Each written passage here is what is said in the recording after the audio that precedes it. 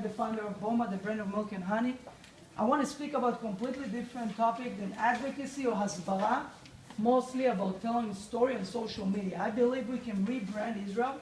We can change the image. It's up to us. Every one of you here are basically a new source for a media. Today, we don't need the radio or the TV. Every one of you have average of 200, 300 friends on Facebook. We can change completely the photo. I want to begin first a few years ago. This is me. I don't know if you can see it so clearly in Sderot. I was in Sapir College. I saw an ad, free scholarship in Sapir College, Sderot. In the map, if you go to the website of Sapir College, you would never see Gaza.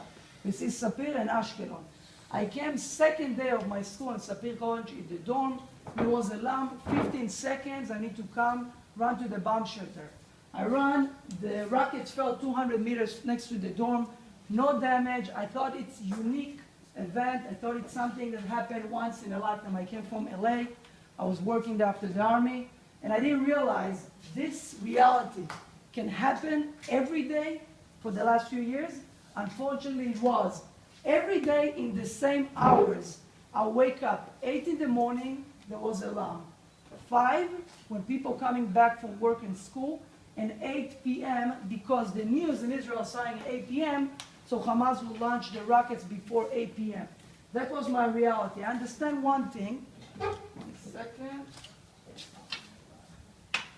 And something extremely important, again, it was very relevant what you spoke last time. If this is me in college, I had a long hair, so try to imagine something like that. And if this is the news, I don't know if everyone can see it. Second. And this is the news. We have Fox News, we have CNN, we have even J-Post. I was running and take photos of every rocket falling in Sderot, me and a group in Sderot Media Center.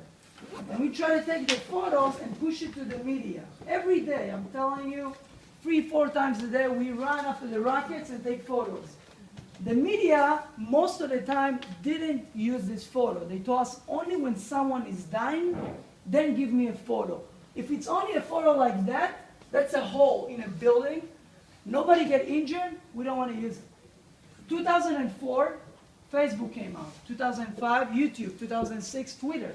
I started to use social media, and imagine that is the social media, to share personal story. I asked the people of Sderot, mothers and kids, a lot of people, let's share our stories.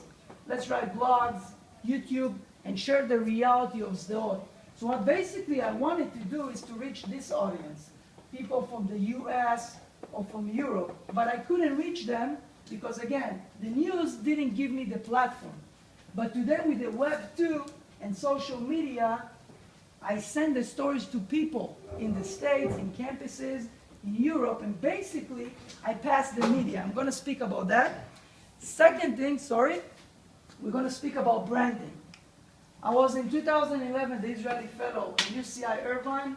UCI Irvine is considered one of the most tough campuses in the state. The BDS started there, the Apartheid Week as you know it.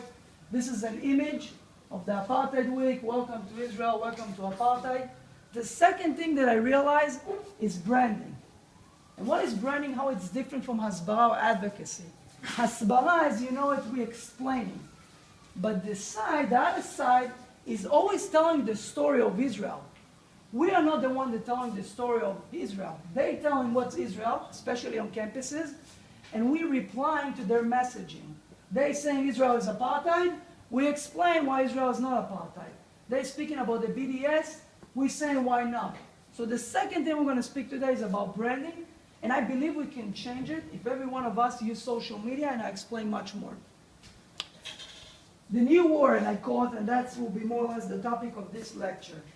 Today, when you go into every high school or college in the States or whatever, people, if they need to have a work about Israel or the Middle East, they're coming to this source. Google, they don't go into the library, they're going to Wikipedia. Look at the result that I saw 2 weeks ago when I put Does Israel? Everyone can see it, right? Does Israel have a nuclear weapon? Does Israel have a right to exist? Does Israel kill innocent children? If every one of you put Israel is in Google, you find the first result, Israel is evil. And it's not by mistake. It's not by mistake. People push this content. Someone heard about SEO? כן. What is it? אתה יכול להגיד? To לקדם things in Google. כן. Search לקדם engine things in optimization. Google. Promote. Search engine optimization. Google today read all the map of all the website and basically decide, and there's a lot of factor also, how many articles, blogs, content about Israel.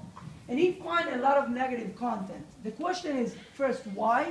And what are we doing about it? We're going to speak. First thing I want to show you a movie to understand the new word. And again, I heard one of the question, excuse me, what's your name, Elizabeth? What's your name?